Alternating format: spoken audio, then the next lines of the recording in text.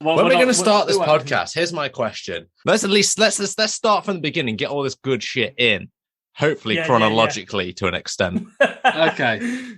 Chad, do you fancy doing a content warning? Yeah, if you don't like extreme language, explicit language, and if maybe you don't agree with something, hey, too bad. I'm going to say it anyways, but hey, listen, if you are offended by sensitive language, maybe even topics, this might not be the episode for you. But if you don't care, then hey, welcome to the episode. I hope you have a good time because honestly, I've been waiting a long time to talk to the guys over at Seesaw Podcast. So let's get into it. Good man. That's better than you, Cleve. Yeah, I know. That was my problem. Yeah. Every time you invite someone to do the disclaimer, they always upstage kick your ass, me, yeah. even though you've done it for 75 fucking episodes. Oh, this is what I got. I got complacent. We could just replace it with a talk box. Just me and Chad and you. Just like a talk box. Yo, listen, if y'all want to do like Seesaw After Dark, I'm your guy because listen, I don't think enough people say it how they need to say it anymore because they're so scared. And listen, I get it. It's sensitive time. But so much is not said that needs to be said because too many people are afraid. And when it comes to disability, accessibility, inclusivity, and diversity, you've got to say it how you need to say it. Yeah, fuck those cunts.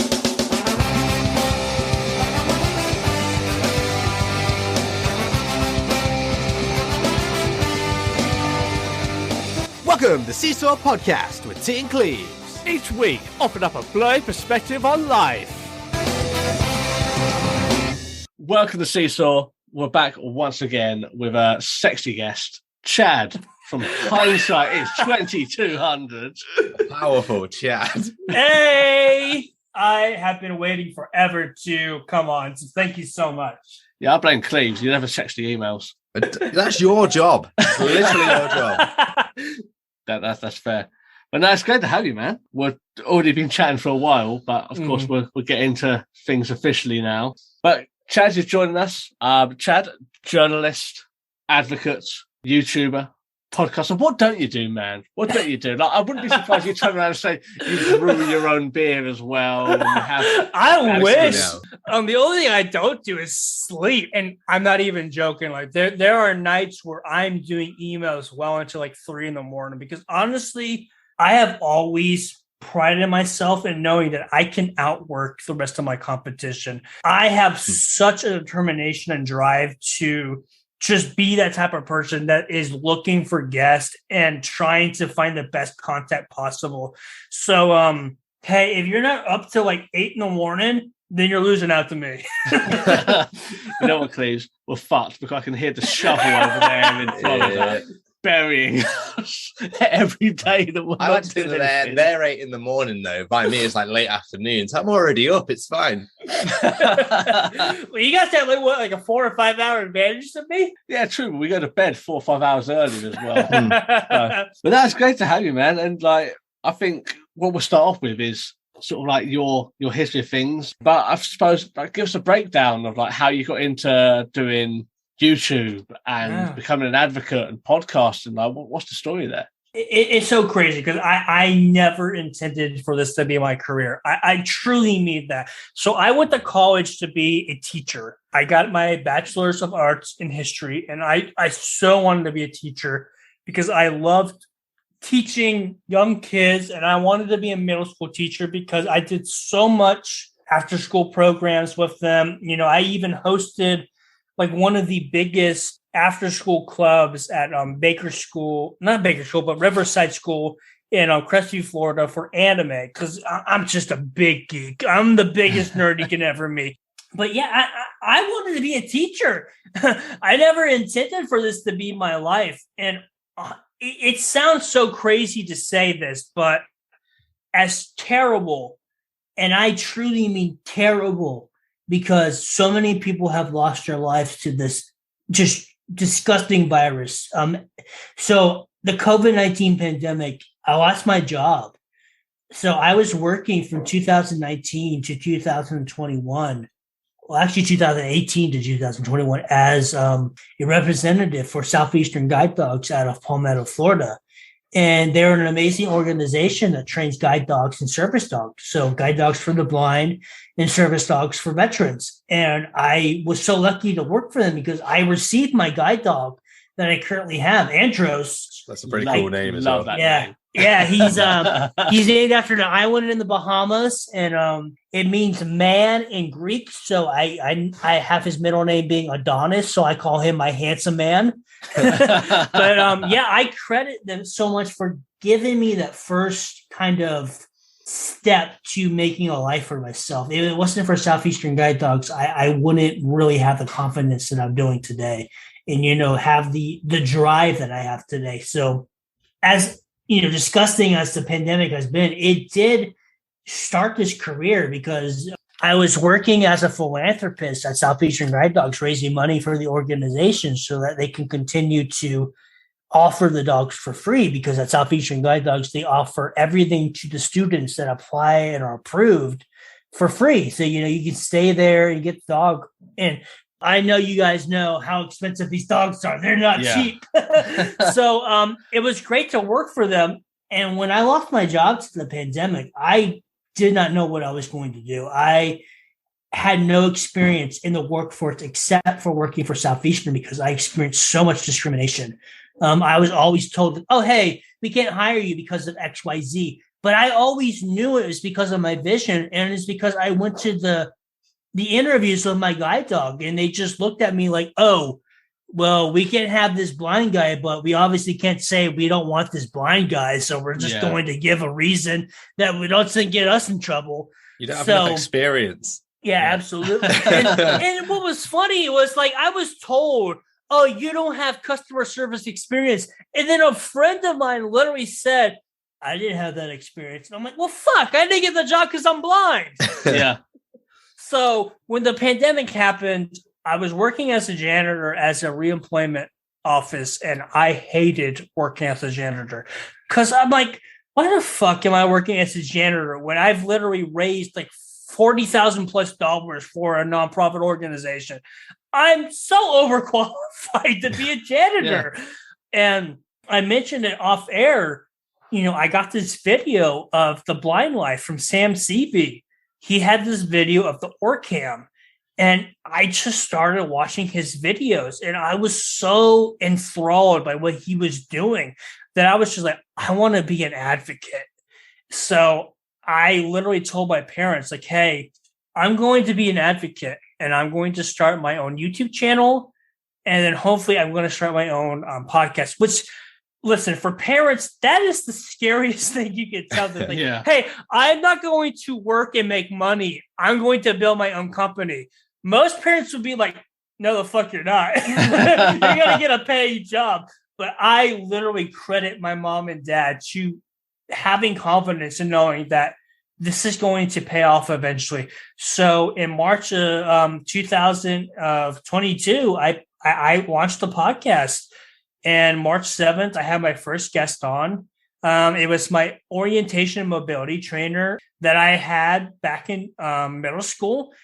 And it's just been so amazing because, honestly, if it wasn't for the pandemic and me losing my job with Southeastern, I probably would not be doing this. So as disgusting and terrible as the pandemic has been, I mean, I guess in a way it has caused me to do this. And now when I look at what I want to do with my life, I don't want to go back to a normal job. I want to do this podcast, and I want to build it into a platform where other visually impaired or disabled people in general, I don't care what your disability is, if you want to post your own content, I would love to talk to you and maybe talk about doing collaboration, and maybe even one day having you be a member of my staff, because my dream is to have a company that is completely filled with disabled people, building up this amazing community, because it has given back to me so much. And I feel like I have never at once deserved it. I mean, to be fair, right? You live in Florida. Maybe if you'd have just, from what I know about Florida, it's full of old people. So maybe if you just hung on for 2 years, the job market would have really opened up for you. There would have been a lot of jobs there that certain people could have no longer done due to certain mortality rates. But listen, we're not going to sugarcoat it. There are a lot of retired people. We literally have it's called, what is it called? It's called Silverhawks, I think, or Silver Eagle season. Literally, people from New York and the North come down during the winter season to just kind of chill out here for the next couple of months because they don't like how cold it is up in the North. And they're like, hey, Florida, it's warm there. Let's go down and spend a couple of months there in Florida. So they come down, they completely make the economy just miserable because they completely just, oh my God, I don't drive, but I still get road rage over the people that come down and live here because it is just like, just learn to drive. But listen, I love these the people that I service, and even if I was to have waited for something to come my way, I know I wouldn't be as happy as what I'm doing today. I always tell my mother, thank you so much for believing in me because it is so scary for parents of a disabled kid, no matter what your disability is, to be like, oh yeah, I'm going to support you when you're not making any money. And you are literally leaning into your Social Security because let's be honest, Social Security in the U.S. is stupid. Yeah. It is so fucking stupid. I hate Social Security, but I rely on them so much. So thank you for being just a bunch of dickheads. But I got my start really, and I have to shout out Nintendo Life over in the UK. I have followed them for such a long time. You know, growing up as a teenager, I've known them for so long. They are a universally known company when it comes to gaming publications and reviews. And to know that they allowed me to publish an article in their publication, it's just insane. Still to this day, I have it as my pinned comment because I just don't believe that happened still. But to know that they said, hey, we're going to give you the opportunity to publish a review on accessibility, not only on the Nintendo Switch as a console, but 6 of its games. And I mean, I didn't sugarcoat it, you know, like with Animal Crossing, I really said a lot of things that were negative about that game because it's not accessible whatsoever. No. So like I didn't cut any corners. Like if there was a game, like even Breath of the Wild, I was very critical on saying like, listen, it's a fun game, but it's not accessible whatsoever for the visually impaired. And I wasn't afraid to do that. And I'm so thankful that they were like, you know what, we're going to publish your words exactly. And so that literally allowed me to have this career because it was that article where Paulina of RNIB Connect Radio. I love RNIB so much. And for those that are listening, it's the Royal National Institute of Blind People. I credit them so much for saying, hey, guy who has no idea what you're doing, we want you to come on and talk about accessibility in video games. And we want you to just keep talking about it. They literally gave me the platform that I needed to get started. So it's so amazing. And I always say, you know, most of my work literally does come from the UK or from Europe. And I'm just always so happy and appreciative of what the UK is doing and Europe as a whole is doing when it comes to the accessibility scene, because it literally has been responsible for my career. So why podcast, Chad? Why did you think podcasting, that's for me? When I started this, I just wanted to post videos to a YouTube channel. So I started out as a gaming channel with my really good friend, Caden Peverly, who I owe my setup to. I know he's a professional photographer, so he knows microphones, he knows video, he knows editing, he knows lighting, scening. So I thank him so much for helping me figure everything out, because without him, I would not know what the fuck I'm doing. I really would. I would have no idea. So I thank him so much. And, you know, truly, I credit him for giving me a great foundation. I guess when it comes to podcasting, I thought, you know, YouTube is great but it's very restrictive, to be honest. I mean, unless you get 1,000 followers, you're not making any money. And to be completely honest, the YouTube market is very, very flooded with people. So I started as a gaming channel, and that is so hard to get a foot in the door because everybody is gaming nowadays when it comes to YouTube. And we're going to stop doing the gaming channel because he's moving.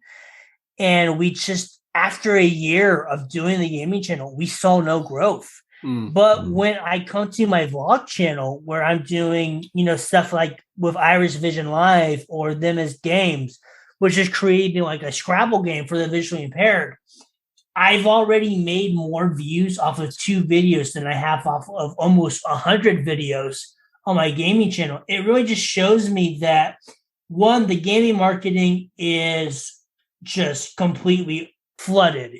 There's just no room to grow. And there still is a market for people that are visually impaired, trying to help people live their best disabled life. Yeah. That's where I'm just like, I'm going to do that, and I'm going to lean into it as far as I can. The funny thing is when I created my Anchor account, I only did it because I wanted to help Fabrice of the Blind Sanity podcast create the Guide Dog series that I ultimately was able to help him create. So literally, I just create the account so that I can record with him to create that series. And I had no idea how to create the podcast. Like, I didn't know what I was going to use in terms of recording.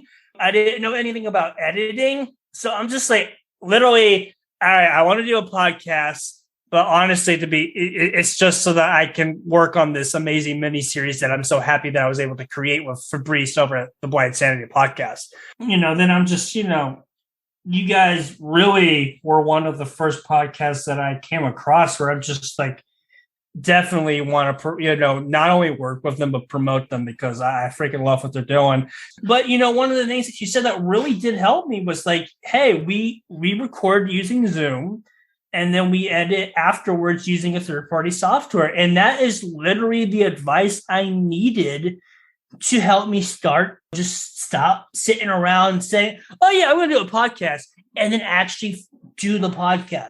I got the Zoom. I created my account. I paid the money, and it's been up and away. I mean, literally March 7th was the first episode. So we're 2 months into this amazing journey and crazy journey. I mean, it's crazy to think, I just published the 29th episode today with Stephen Clower of Desmus, which is an amazing company that's creating software that helps graphical calculators. Yeah. I'm just like, it's so crazy to think that I'm talking to these type of people, but I can't give enough credit to you guys for just saying something as simple as, oh yeah, we use Zoom to record and then we edit afterwards, because literally that's all I kind of needed to help get me started. And from there, like I said, it's been up and away.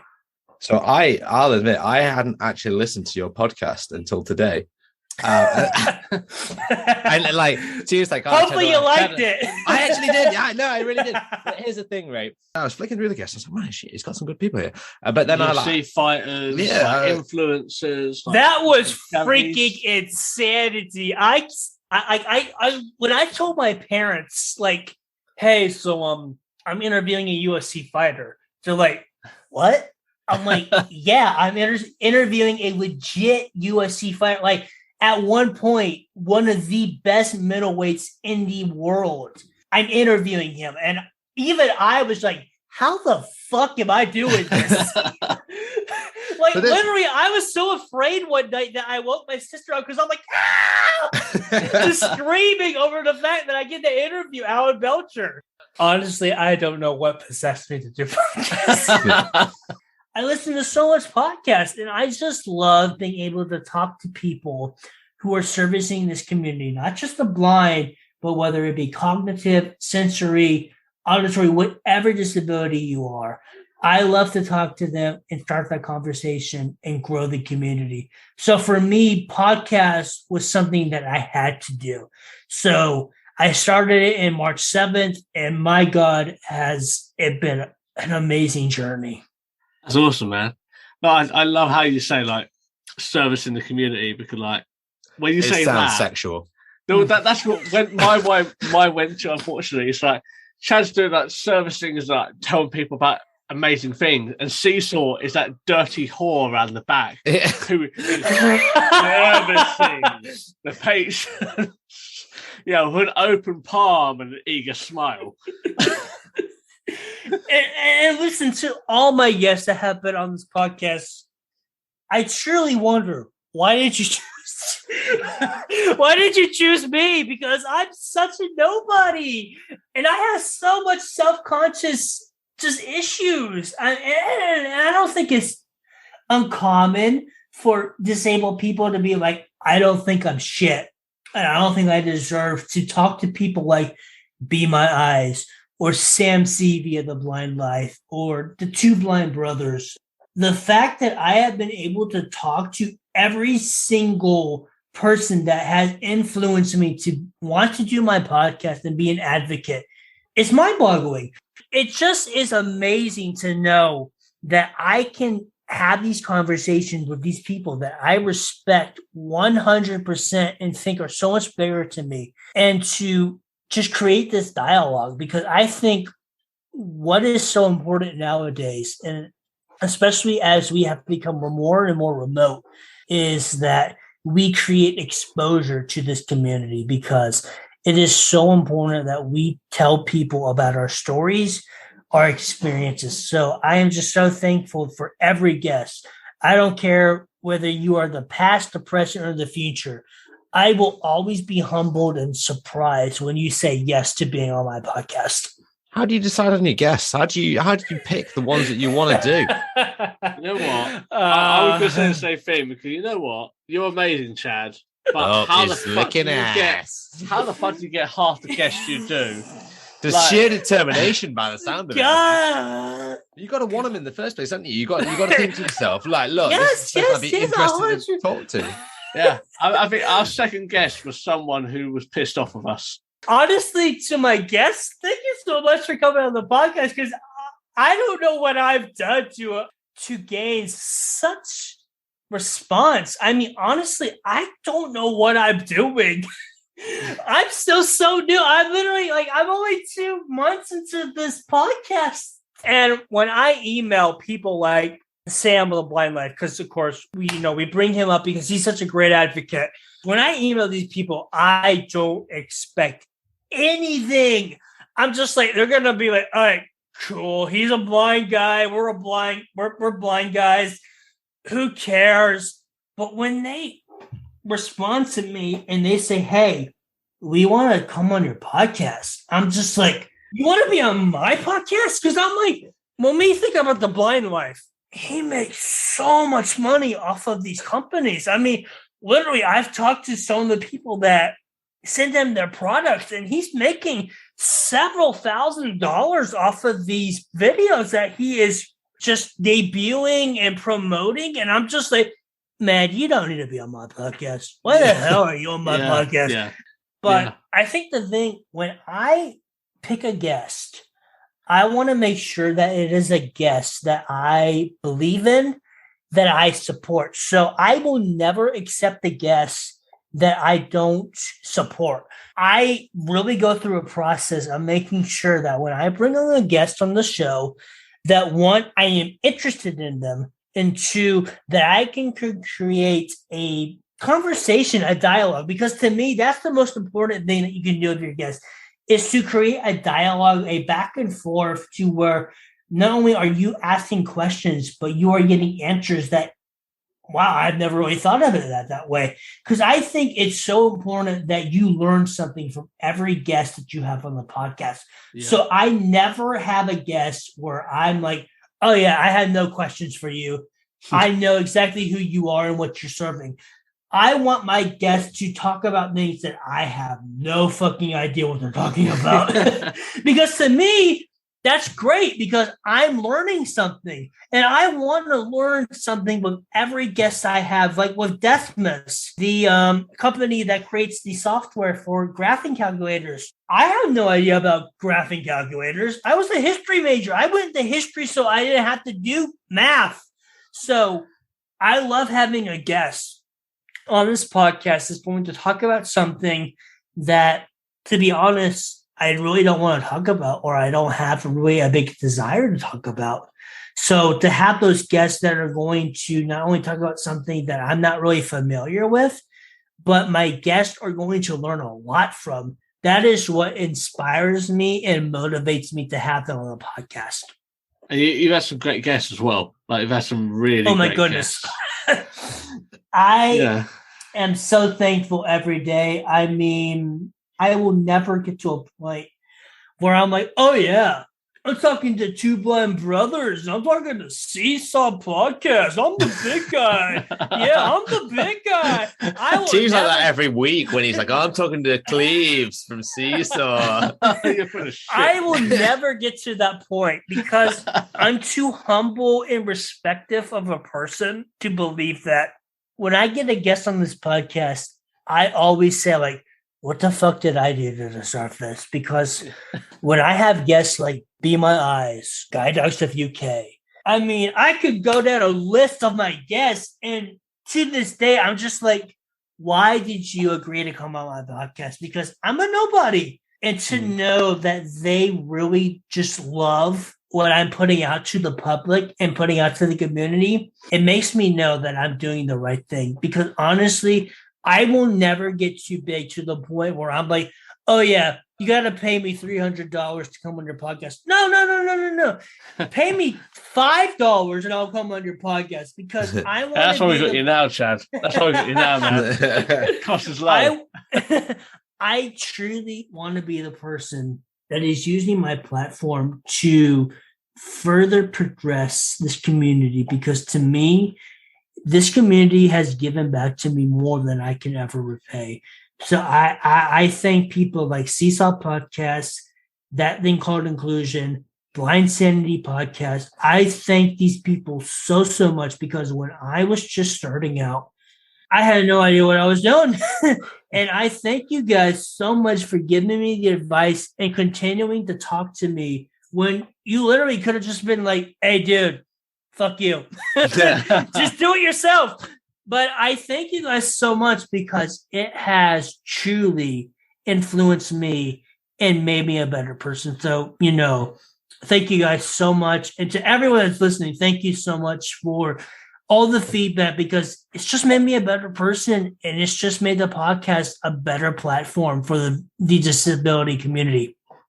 Do you know what? You know when I said earlier, before we went on air, that you could have made a great summary speech. I think that one was a good one as well. I feel like you've got it in you. That's what you should do. You should be doing fucking TED Talks or some shit. He doesn't know TED. He can't do TED Talks. The funniest thing about that is I was trained by a phenomenal speaking coach. Her name is Kimberly Wild, and she runs Samurai Strategic. So it's out of California.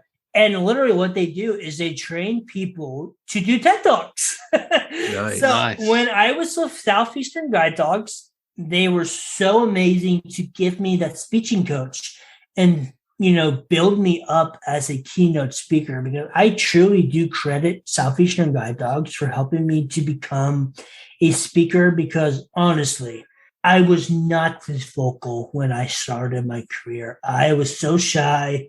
I was the type of person like, hey, if you said something to me, I probably would agree with you just to not cause controversy. But now because of that training I've got, I'm not afraid to say anything, whether it's controversial or not. And hopefully my audience will understand whether I say the wrong thing or not, they will support me and know that it comes from a place of sincerity and goodwill. That's amazing. Right. Well, hey, thank you guys so much. Just before we go again, if you guys would like to follow the podcast, Hindsight is 20/200. It is on Anchor, Spotify, Apple Podcast. Please, I really do hope you guys will support the podcast. And there is a Twitter page. It's 2200 Hindsight, 20200 Hindsight. Please, I would love your support. But more than ever, if you don't support my podcast, please support Seesaw Podcast. They I love Thank it. you guys so much. It's been amazing. I have been waiting for this for so long, and it is such a big feather in the cap to be able to say that I was on Seesaw Podcast. Nice. Cheers, man. Cheers, man. Cheers, Chad. We'll chat to you soon, man.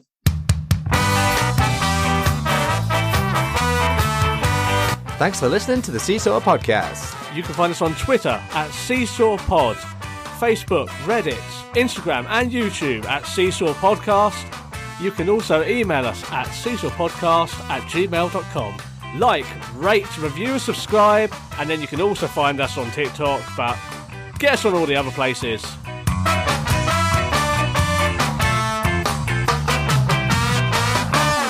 This podcast was recorded in front of a blind audience.